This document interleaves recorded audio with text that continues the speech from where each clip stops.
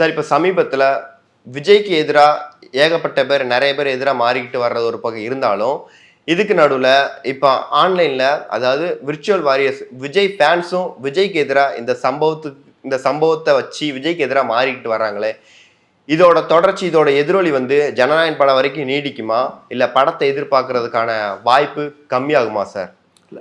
நீங்கள் ஒரு விஷயத்துக்கு தெரிஞ்சுக்கங்க, நான் சொன்னது தான் திருப்பி சொல்லணும். என்ன அப்படின்னா, தலைமை சரியில்லைன்னா இதெல்லாம் நடக்கும். தலைமை சரி இருந்தால், ஒரு வீட்டில் தகப்பன் சரி இருந்தால் தான் பிள்ளை சரியாக வரும்.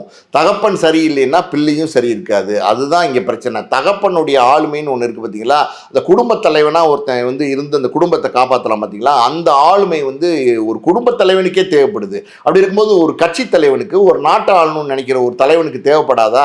அந்த ஆளுமை வந்து விஜய்க்கு இல்லை. விஜய் வந்து எப்படின்னா தைரியமாக பேசுகிறாரு, அப்படிங்கிறாரு இப்படிங்கிறாரு எல்லாம் ஓகே. ஆனால் அதுக்கான உண்மையான தைரியம், உண்மையான துணிச்சல் விஜய்க்கு இருக்கா அப்படின்னா இல்லை. இப்போ விஜயகாந்த் எடுத்துக்கிட்டேன்னு வச்சுக்கோங்களேன், அவரும் ஒரு நடிகர் தான், அரசியலுக்கு வந்தார். அவர் வந்து எப்படின்னா இந்த மாதிரி சிச்சுவேஷன் வந்திருந்தா, இந்த மாதிரி பிரச்சனை வந்திருந்தா கரூர் விட்டே வந்திருக்க மாட்டார்.